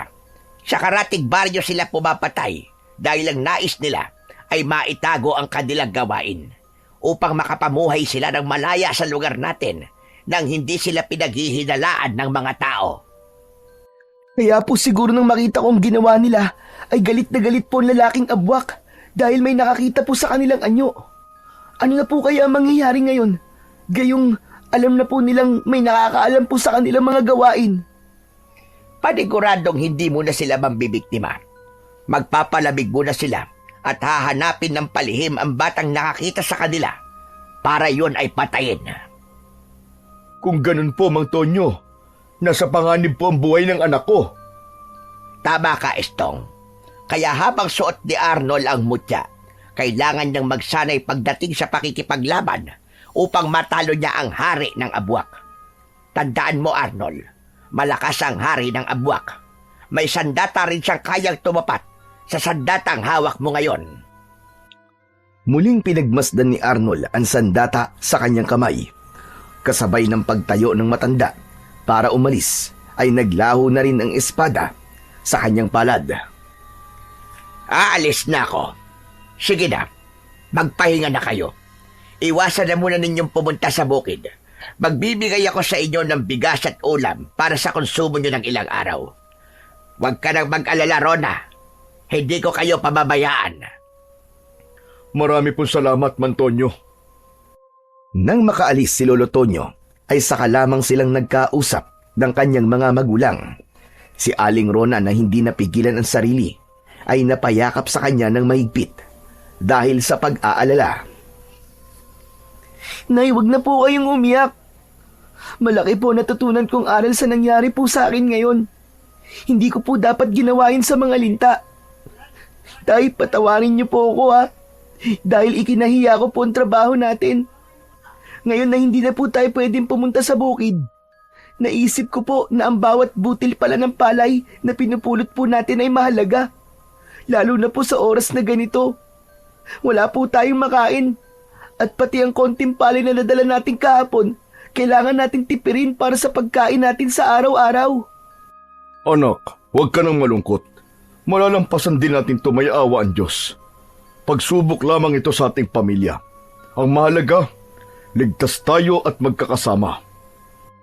Nang matapos silang mag-usap, ay nagpaalam na si Arnold sa kanyang mga magulang para matulog. Habang nakahiga, ay hindi naman siya dalawin ng antok. Natakot siyang mabigo at hindi magtagumpay, kaya ipinagdasal niya sa Panginoon na makaligtas lang siya sa kanyang misyon ay magbabago na ang pananaw niya sa buhay. Bawat nilalang sa paligid ay iingatan at mamahalin na niya. Maging ang mga bagay na natatanggap niya ay ituturing niyang biyaya sa kanya ng Diyos. Hindi siya maghahanap ng mga bagay na wala sila at mamahalin niya ang pagkaing kayang ibigay sa kanya ng mga magulang niya. Kailangan muna niyang pagdaanan ng pagsubok na yon bago pa niya naintindihan kung gaano kalaki ang nagawa niyang kasalanan. Kinabukasan ay nagising siya sa ingay sa labas ng kanilang bahay. Malakas ang boses ni Mang Teban. Kahit hindi niya nakikita ang mukha ng kapatid ng kanyang ama, alam niyang yun ang nagmamay-ari ng boses. Ano? Ganon-ganon na lang ba yun? Pagkatapos yung ipakain sa buwak ang alaga kong kalabaw? Aba kahit magkapatid tayo, kailangan mo pa rin bayaran ng buhay ng kalabaw ko. Ipinagamit ko na sa inyo ng libre, hindi mo pa iningatan. Pasensya na talaga kuya. Pag nagkapera na ako, ay babayaran kita ng kahit kalahati ng halaga ng kalabaw. Anong kalahati ang sinasabi mo? Kabuuan ng halaga ng kalabaw ang dapat mong bayaran. Dapat nga may tubo pa dahil malaki na ang pakinabang ng kalabaw kong yun. Tutali, kasalanan mo naman. Kaya hindi mo ako masisisi dahil hindi ako nagkulang ng pagpapaalala sa'yo. Pero kuya, wala pa akong pera ngayon. Maawa ka naman sa akin. Gipit pa ako ngayon eh. Wala akong pakialam kung gipit ka ngayon. Ang mahalaga, mabayaran mo ang buhay ng alaga ko na pinabayaan mo. Hindi na narinig pa ni Arnold na sumagot ang kanyang ama sa kapatid nito. Habang nasa loob siya ng kanyang kwarto, ay parang nakikita niya ang malungkot na muka ng kanyang ama. Parang pinipiga ang kanyang dibdib ng mga oras na yun dahil sa awa niya sa kanyang ama. Sa isip niya ay talaga bang may ganong klase ng kapatid na kayang manggipit ng kanyang kadugo. Masakit isipin na buhay ng kalabaw ay ipagpapalit nito maging ang buhay ng kanyang ama. Bukas na bukas din ang gusto ko. May pambayad ka na sa akin. Aba, mahiya naman kayo sa asawa ko. Alaga niya ang kalabaw na yun. Ito na nga, na pagkamatay ng kalabaw niya, ay hindi ko pa alam kung paano sasabihin sa kanya. Sige kuya, maghahanap ako ng perang ibabayad sa'yo. Pero kapag wala akong nahanap na pera, ipakulong mo na lamang ako. Talagang gagawin ko yun. Ako na nga ang nakatulong eh, parang ako pang masama. Wala naman akong sinasabing ganyan kuya. Wala lang talaga akong maibibigay na ganong kalaking halaga na hinihingi mo. Aba, parang 30,000 piso lang eh nahihirapan ka. Magpasalamat ka nga eh. Konti lang ang hinihingi kong bayad sa'yo eh. Hay nako, makaalis na nga. Umiinit lang lalo ang ulo ko. Nakita ni Arnold na umalis na ang kanyang tiyo sa harap ng kanyang ama. Nanghihina itong napaupo sa upuang gawa sa tabla na kahoy at habol ng tingin ang papalayong kapatid. Kasunod naman ang paglabas ng kanyang ina na niyakap ang asawa dahil sa awa dito. Naluluwa siyang makitang nagkakaganon ang kanyang mga magulang. Kung may magagawa lamang siyang tulong sa mga ito, ay tutulong siya. Mabawasan lamang ang hirap na dinadala ng kanyang mga magulang. Ang ipinagtataka lang ni Arnold, madalas ay ganun ang kanyang tiyo sa kanyang ama. Hindi ito magandang makipag-usap sa kanyang ama na para bang hindi nito kapatid. Bukod pa ron, madalas din may nakakaaway ang kanyang tiyo Teban dahil sa kaso rin ng pagkamatay ng mga alaga nitong kalabaw. Pagkatapos ay hihingan ng bayad ang mga taong nanghiram dito ng kalabaw. Alam naman niyang ang 30,000 piso ay doble sa presyo ng halaga ng kalabaw. Ngayong alam na niya kung ano ang totoong dahilan ng pagkamatay ng mga kalabaw sa kanilang baryo, ay napapaisip siyang bakit ang alagang hayop lang ng kanyang tiyuin ang binibiktima ng aswang. Huwag kang mag-alala, Rona. Hindi naman ako nagulat nang pumunta rito si Kuya. Alam kong mangyayari yun. Nagsalita ang kanyang ina habang nakaupo na ito sa tabi ng kanyang ama.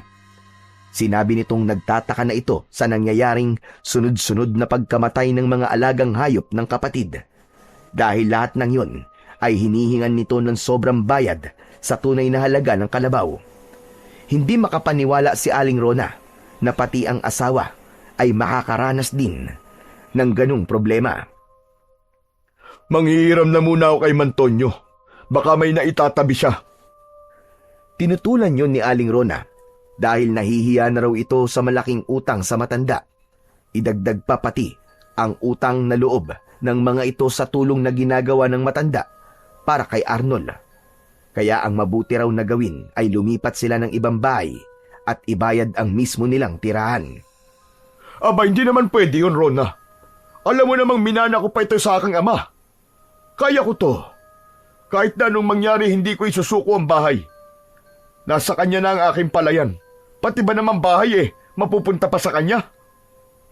Hindi na nakatiis si Arnold. Lumabas na siya ng kanyang silid at lumapit sa kanyang mga magulang. Mas lalo siyang naawa sa kanyang ama nang makita ang pamumugto ng mga mata nito. Nagising ka ba sa ingay ng tiyo mo, anak? Huwag mo na lamang pansinin yun. Kaya ko namang masolusyonan ito. Tay, bakit po ganun si Tiyo Teban? Parang hindi niya po kayo tunay na kapatid.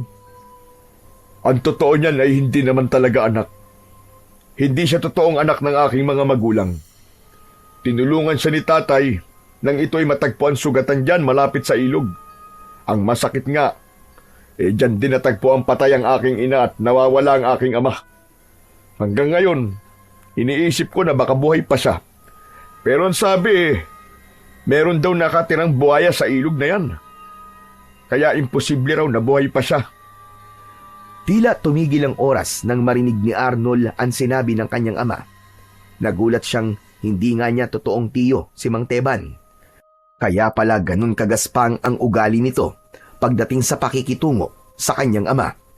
Tungkol naman sa pagkamatay ng kanyang lolo at lola, para bang may iba siyang naramdaman nang mabuo sa isip niya ang isang hinala. Magsasalita pa sana si Arnold nang makita niya ang nagliliwanag na paru-paro na dumapo sa balikat ng kanyang ama.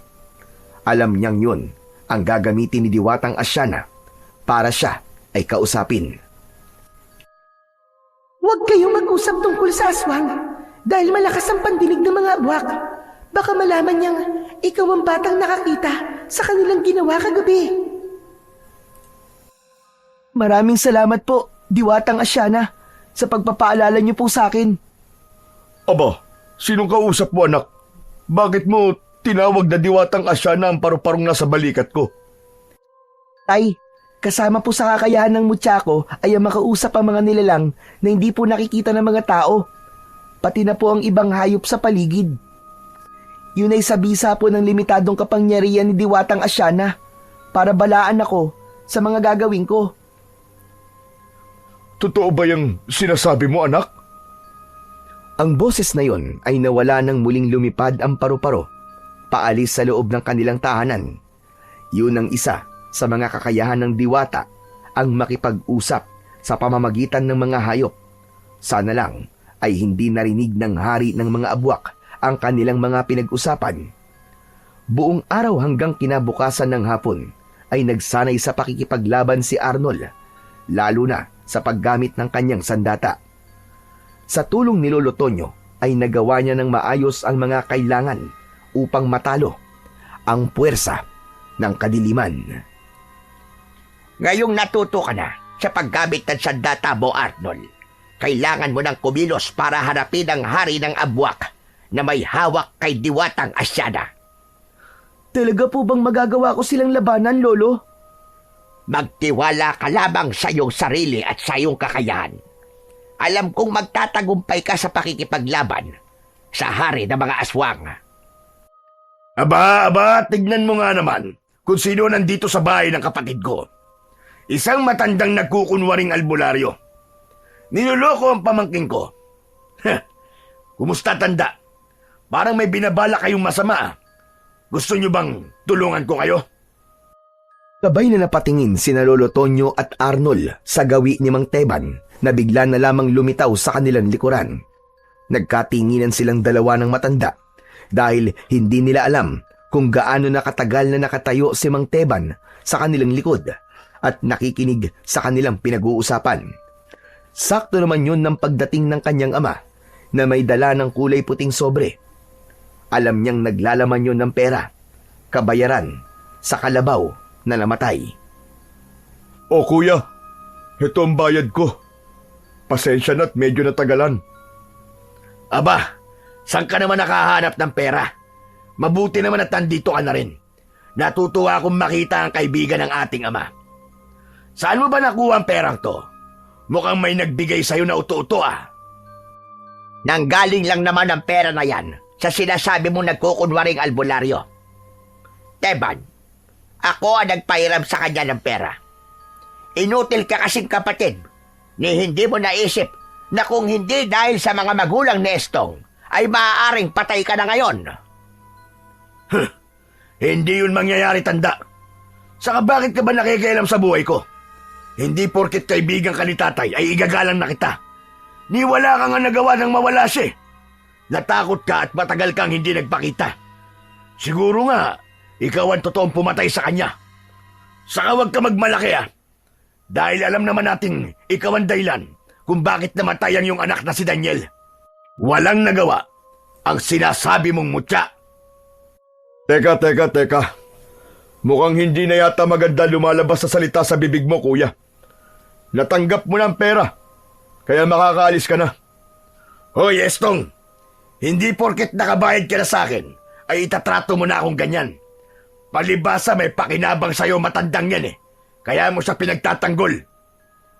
Tumigil ka, Teban. Nasa harap ka ng pamangkin mo. Mahiya ka naman. Sus! Mabuti na yung alam niyang masama ang ugali ko. Narinig ko, napupuntahan niyo ang hari ng mga abwak. Baka sa akin pa lang mamatay na yung pamangkin ko. Subukan ko nga kung kaya nang humarap sa hari ng aswang. Huwag mong hahawakan ng anak ko. Kung hindi, magkakamatayan tayong dalawa. Hindi ko naman siya hahawakan eh. Ang abwak ang bahalang pumatay sa kanya. Kung ganon, alam mo tungkol sa mga aswang na abwak, kuya? Abay, oo naman. Hindi naman mahina ang isip ko na agaya nyo. Kaya lang, madiskarte ako. Kaya heto, buhay pa rin ako. Nagkakapera pa nga ako dahil sa kanya. Gusto ko lang masubukan ang ipinagmamalaking sandata ng aking pamangkin. Saka parang ang ganda ng suot niyang kwintas ah. Pwede bang mahiram yan? Hindi magandang biro ang sinasabi mo, Teban. Sa tono ng pananalita mo, iisipin kong ikaw ang hari ng mga aswang. Hari ng aswang? Mukhang tumatanda ka na nga, Tonyo. Kung sa bagay, alam ko na walang laban ng batang yan sa hari ng abwak. Sige na, itatabi ko na tong pera. Meron kasi akong pagdiriwang na gagawin mamayang gabi. Ang totoo nito, nauna nang pumunta sa handaan si Nalita at Trona. Ngayon lang, pinapunta ko sila. Ano? Anong ibig mo sabihin pumunta na sila? Anong klaseng pagdiriwang sinasabi mo? Basta, pumunta na lang kayo. Sorpresa nga eh. Pumunta ka na rin, Lolo Tonyo. Para naman masaya. Kasabay ng malakas nitong pagtawa, ang malakas din na pagbundol ng kaba sa dibdib ni Arnold. Nagtataka ang dalawa na panay ang tingin sa mukha ni Arnold. Hindi sila makapagsalita at hindi nila alam kung bakit kailangan nilang pumunta sa sinasabi nitong pagdiriwang Pero kailangan ni Arnold na pumunta sa ilog, kaya nagpasya siyang andalawa na lamang ang pumunta sa bahay ng kanyang tiyo para sunduin ang kanyang ina at kapatid. Masama ang pakiramdam ko sa tono ng pananalita ni Teban. Parang may mali sa kanya, Arnold. Wala ka bang napapansin sa kanya? Maliban sa malakas na kabang nararamdaman ko. Wala po, Lolo Tonyo eh. Pero bigla nga rin po akong kinabahan. Kinuha niya po si Nanay at Lita nang hindi man lang nagpapaalam sa atin. Diyos ko, parang nangyari na to. Paano pong nangyari na to, Tay? Ano pong ibig niyo sabihin? Ganito rin ang sinabi ni Kuya Teban bago nawala ang aking mga magulang at natagpuan ang aking ina sa ilog. Hindi kaya ang tinutukoy niyan lugar ay ang mismong ilog? Kung ganun, Tay, si Tiyo Teban po ang aswang. Siya kaya ang hari ng mga abwak. Hindi pa tayo sigurado sa mga napapansin natin. Kailangan nating maghanda. Kung totoong hawak niya ang mag-ina mo, Estong, nasa panganib sila at sila rin ang gagamitin ni Teban para makuha ang mutyang suot ni Arnold. Sinasabi ko na nga ba at may mali sa kanya kanina? Lolo, maaari pong narinig niya ang lahat ng ating mga pinag-usapan kaya kumilos na po siya para po tayo unahan. Balak niya tayong patayin. Kailangan natin sumunod sa kanya. Ililigtas po natin si Nanay at Lita. Wala nang inaksayang oras si Mang Estong at Lolo Tonyo. Mabilis itong naghanda ng mga dadalihing gamit, pati na ang bote nito, at sumama ang mga ito kay Arnold. Ngunit paglabas pa lang nila ng kanilang bakuran, ay halos malula silang tatlo sa maraming mga abwak na nakaabang sa kanilang paglabas.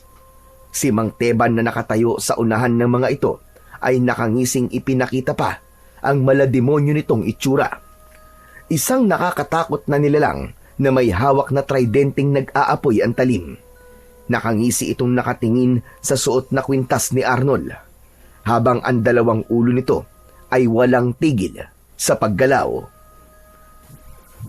Ang buong akala ba ninyo ay hindi ko naririnig ang inyong mga pinag-uusapan? Alam kong alam na rin ninyo na ako ang aswang na pumatay sa mga alagang kalabaw at sa mga magulang kong hilaw. Hindi nila ako totoong minahal. Niloko lang nila ako. At alam mo yan, tanda, nang ipagamot nila ako sa'yo. Oo, tama ka. Ipinagamot ka nila sa akin dahil mahal ka nila. Hindi ko alam na ang totoong gagamutin ko pala ay isang halimaw. Talagang wala kang alam. Pinatay ko sila nang malaman nila ang totoo kong pagkatao. Halos magmakaawa sila na wag ko silang papatayin dahil gusto nilang makasama pa si Estong. Pero hindi nila ako binanggit. Nang mga sandaling yun, nalaman ko na hindi pala nila ako itinuturing na anak. Kaya nararapat lamang na patayin ko sila. Ayop ka! Magbabayad ka sa ginawa mo sa mga magulang ko! Huli na! Dahil mamamatay na kayong lahat, dudurugin ko kayo mismo sa mga kamay ko. Pag-aagawa ng mga laman loob nyo ng alagad ko at ang mag-ina mo, Estong, gagawin ko silang hapunan. Hindi! Hindi ko hahayaang may buhay pang mawala ng dahil sa kasamaan mong halimaw ka! Ako ngayon na magsisilbi mong kamatayan na mag-aatid sa'yo sa impyerno! Matitikman mo rin ang parusang nararapat para sa'yo! Katapusan mo na! Ha! Nagulat ang lahat sa biglang paglitaw ng malakas na liwanag sa buong katawan ni Arnold, pati na ang paglabas ng mahabang espada ni Arnold sa kanyang palad. Meron itong tigkabilaang talim. Tumalon siya ng mataas at malakidlat na umatake sa mga alagad ni Mang Teban. Tinamaan niya ang leeg ng isang abwak at nagulat si Mang Teban sa nakitang epekto ng sandata sa katawan ng abwak. Dahil mula sa sugat ng abwak ay lumabas ang libu-libong mga linta at ito mismo ang kumain sa katawan ng abwak. Hindi na nakagalaw ang aswang nang pagtulungan itong kainin ng mga gutom na linta. Parang mga pirana ang mga ngipin ng linta na umubos sa karne ng aswang. 1 segundo lang ang itinagal nun. Walang kahirap-hirap na naubos ang buto ng aswang. Umatras ang ibang mga abwak nang makita ang ginawa ng kapangyarihan ni Arnold. Pero hindi natinag ang hari ng aswang. Gamit ang umaapoy nitong tridente, ay sinunog nito ang mga linta na walang tigil sa paggalaw sa lupa. Subalit tila bumalik lang ang mga linta sa liwanag ng kanyang sandata. Maging ang kanyang ama at si Lolo Tonyo ay hindi makapaniwala sa kanilang nasaksihan. Ano pang hinihintay nyo? Patayin sila! Mga inutil! Bakit hindi ikaw lumapit dito? Bakit ka nag-uutos? Harapin mo akong halimaw ka! Mabilis na lumubog sa lupa ang hari ng abwak para makatakas sa lugar na yun. Sinugod ng 8 nitong mga alagad si Arnold para pigilan siyang lumapit sa tumatakas na hari ng mga abwak. Tay, sige na po! Iwan niyo na po ako dito! Habulin niyo po si Manteban! Iligtas niyo po si Nanay at Lita! Susunod po ako! Mag-iingat po kayo, Tay! Mabilis ang naging pagtakbo ni Arnold para salubungin ang mga aswang na abwak para umatake sa kanya. Habang ang dalawa naman ay dumaan sa likod ng kanilang bahay para tumakas. Siya naman ay panay pa rin ang wasiwas ng kanyang espada sa mga kalaban at bawat tamaan ng kanyang talim ay bumabagsak ang mga ito sa lupa. Nagkikikisay ang katawan dahil sa sakit ng epekto ng kagat ng lintang lumalabas sa sugat ng mga ito. Isang nagliliwanag na linta ang nagsalita at narinig niya roon ang boses ni Diwatang Asyana. Nasa ilog ang hari ng aswang. Nakagapos ang iyong ina at kapatid. Balak niyang kunin ang mutya para makuha ang kapangyarihan ko. Bilisan mo, Arnold. Tapusin mo na sila. Malalagay sa panganib ang buong pamilya mo.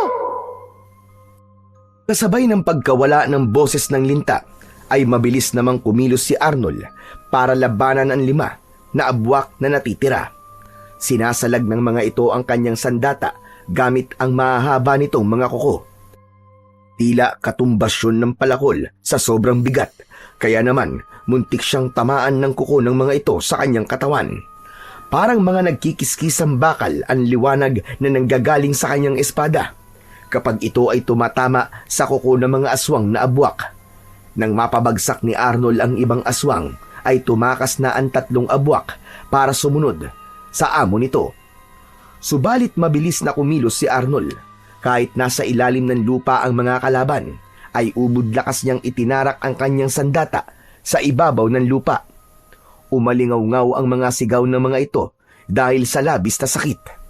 Kasabay ng pagsabog ng lupa sa kanyang muka dahil nagpumilit lumabas ang mga abwak sa lupa. Hindi nila kinaya ang sakit na unti-unting pagsipsip ng mga linta sa mga buto nila at pagkatapos ay kakainin ng linta ang karne. Nakaluwa ang mga mata ng abwak ng ito ay tigilan ng mga alagad ni Arnold hanggang sa nagiging liwanag ulit ang linta at sumasanib yun sa kanyang sandata. Mas lalo nadadagdagan ng kanyang lakas sa bawat abwak na nakakain ng linta. Ngayon alam niyo na kung gaano kasakit ang kainin ng linta ang katawan. Kulang pa yan sa mga buhay na kinuha niyo sa mga pamilyang naulila nang dahil sa inyo. Mga demonyo kayo!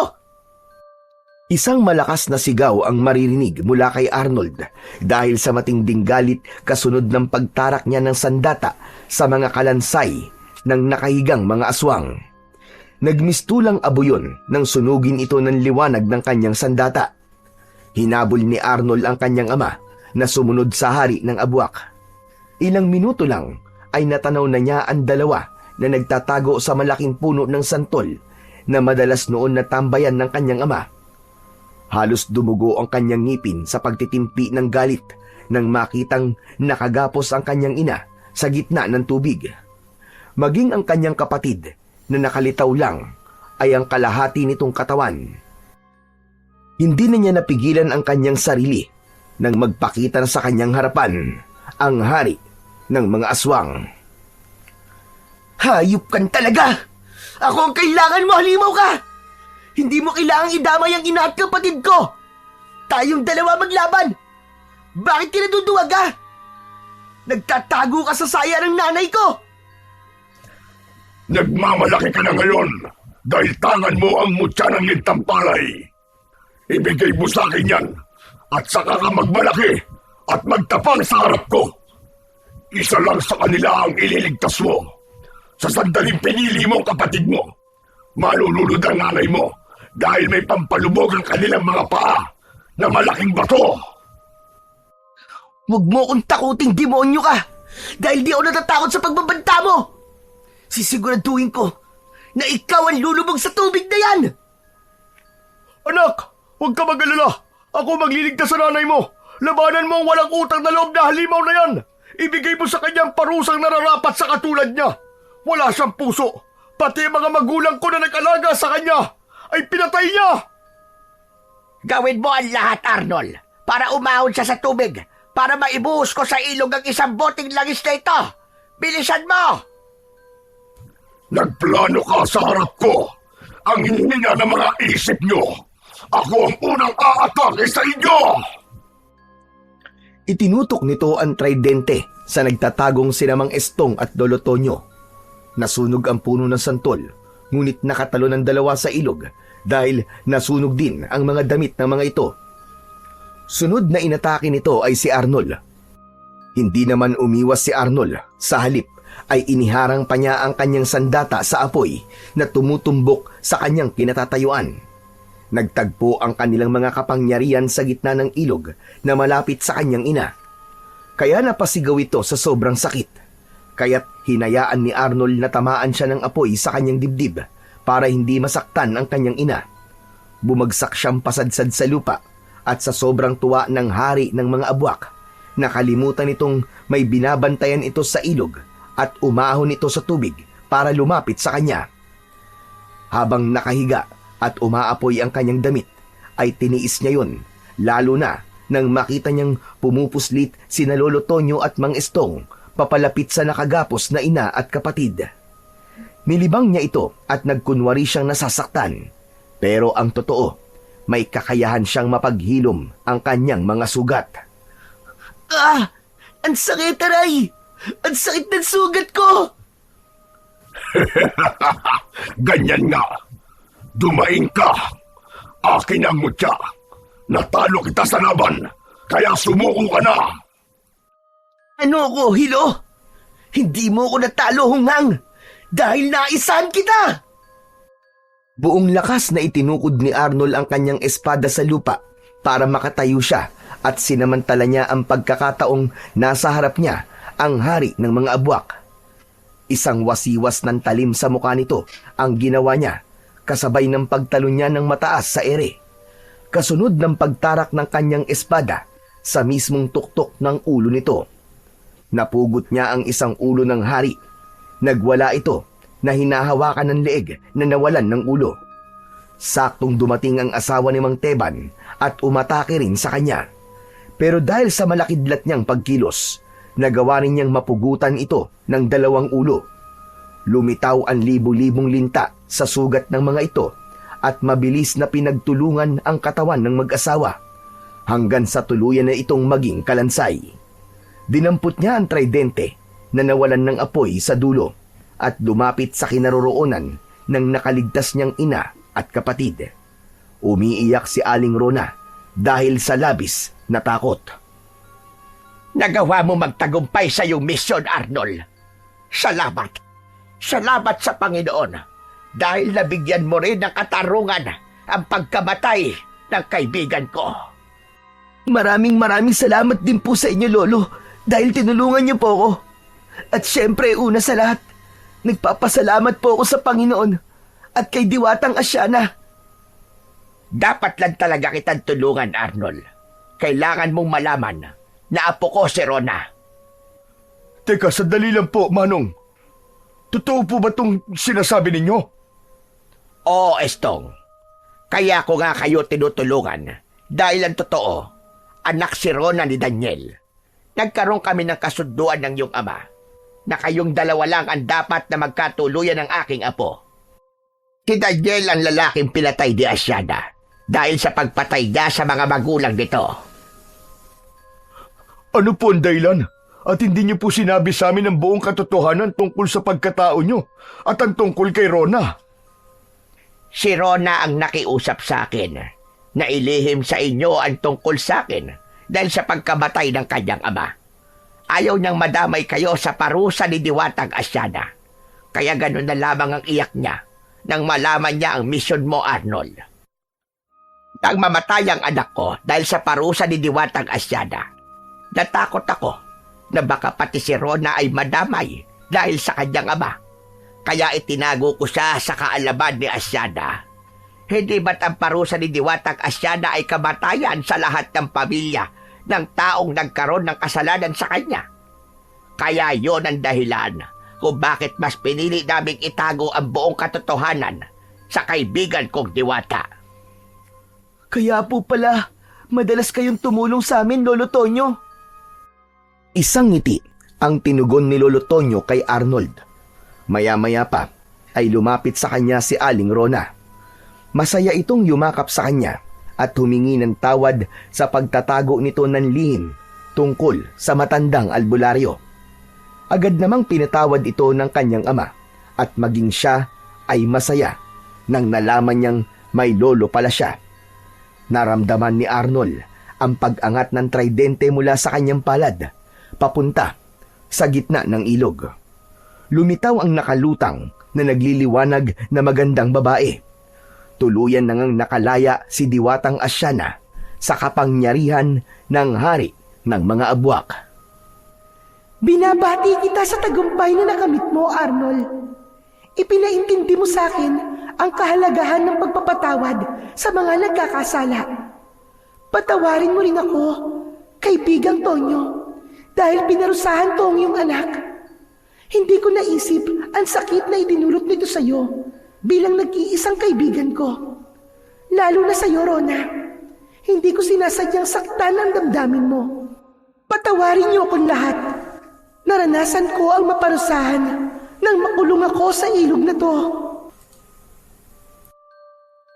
Napahagulgol ng malakas si Aling Rona. Damang-dama ni Arnold ng mga oras na yun ang sakit sa boses ng kanyang ina. Ngunit mas pinili nitong magpatawad dahil ang napatay ng kanyang ama ay pamilya ni Diwatang Asyana. Kasalanan ang pumatay ng mga nilalang sa paligid, lalong-lalo na ang mga nananahimik na hayop sa bukid. At aminado rin si Lolo Tonyo na totoong nagkasala ang anak sa mga magulang ni Diwatang Asyana. Nagkalamat man ang pagkakaibigan nilang dalawa, ang mahalaga ay natagpuan nila ang pagpapatawad sa pagkakamali ng bawat isa. Isang pagkakaibigan sinubok ng panahon at pagkakataon. Bilang pabuya sa pagkakaligtas mo sa akin, Arnold, ikaw na ang bagong nagmamay-ari ng mutya ng lintang palay. Maging aral sana sa iyo ang mga nangyari sa amin at sa mga hayop na nasaktan mo. Kami ang gawin mong halimbawa para hindi ka ulit magkamali. Salamat sa tulong mo. Malaya na ako at malaya na rin ang buong baryo sa mga kampon ng kadiliman. Tuluyan nang nawala sa kanilang paningin ang liwanag ni Diwatang Asyana. Ang dating maruming ilog ay naging isang malinaw at magandang batis. Nakuha ni Mang Estong ang bungo at kalansay ng ama saka inilibing ng maayos sa lupa. Habang si Arnold naman ay nagpaalam na rin sa Diwatang si Asyana sa pamamagitan ng pagwasiwas niya ng kanyang sandata sa hangin. Pinagmasdan niya ang tigkabilaan nitong talim. Kumislap yun, saka naglaho sa kanyang palad. Masaya silang umuwi sa kanilang bahay. Sa kasalukuyan ay nag-aaral pa rin si Arnold sa elementarya at ipinagmamalaki niyang magsasaka silang dalawa ng kanyang ama. Ang pagpatay sa mga hayop ay isang kasalanan sa Diyos. Dapat silang bigyan ng karapatang mabuhay sa mundo nang walang pag-aalala o banta ng panganib. Napatunayan din ni Arnold na ang pagiging masinop sa pagkaing natatapon ay magagamit sa oras ng kagipitan. Matuturing magpahalaga sa biyaya ng Diyos dahil sa oras na walang-wala ka na, ang konting naiipong palay ay mahalaga kapag kumakalam na ang sikmura. Ngunit ang isa pa sa pinakamahalaga sa lahat ay marunong humingi ng tawad sa nilalang na nagawa ng pagkakamali, mapatao man o hayop. Dahil ang bawat isa na may buhay sa mundo na nilikha ng ating Panginoon ay merong pantay-pantay na kapakinabangan sa ating ginagalawan. So yon, maraming salamat po sa inyo mga idol. Sana po ay nagustuhan niyo po ang ating kwento para sa araw na ito. Ngayon naman po ay dumako na po tayo sa inyong pinaka-nire-request at pinaka-hinihintay na shoutout portion. Pasensya na po pala sa mga hindi ko po masya-shoutout ngayon. Pero pipilitin ko po sa mga susunod po na ating kwento ay maibibigay ko na po ang inyong request na shoutout. Ano pa pong hinihintay natin? Eto na po. Shoutout po at maraming salamat sa inyong walang sawang pakikinig. Anthony Espiritu, shoutout daw po kay Danila Balatukan, kay Marjorie, Charina, Jenna, Marge at si Kuya Mac, at lalong-lalo na daw po sa dalawa niyang kapatid na sina Sunny Espiritu at Nico Espiritu from Parañaque. Shoutout daw po Juliet Peñaranda. Shoutout po Jess Casdela from Oman. Shoutout po Donas Vlog 4709. Maraming salamat po sa inyo dyan.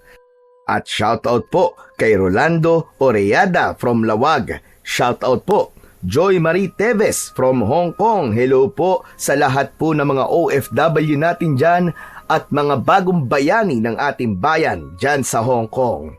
Shoutout po Chris Alcantara. Shoutout po Bebing Yasima. Shoutout po Jayden V. Cañete. Shoutout po MGS14. Shoutout po kay Alma Naong from Angono, Rizal. Shoutout po Gemma Aquino. At syempre po, shoutout po kay Milenio Batubalani. Shoutout po sa tahian ni Madam Ala at sa lahat po ng mananahi. Maraming salamat po sa inyo sa walang sawang pakikinig. Shoutout po Glenda Renya ng Bawan. Shoutout po Mardy Suzuki 202. Shoutout po Ara Pasturan. At shoutout po Marcel Burwanga from Mindoro. At syempre sa huli po, shoutout Marichu Morales. Muli po, maraming salamat po sa inyong walang sawang suporta at pakikinig ng mga kwentong aswang at katatakutan sa aking munting channel na The Voice Addict at Apong Isaac. Hanggang sa susunod pa pong kwento na magpapatindig po ng inyong mga balahibo mula sa mundo ng kababalaghan.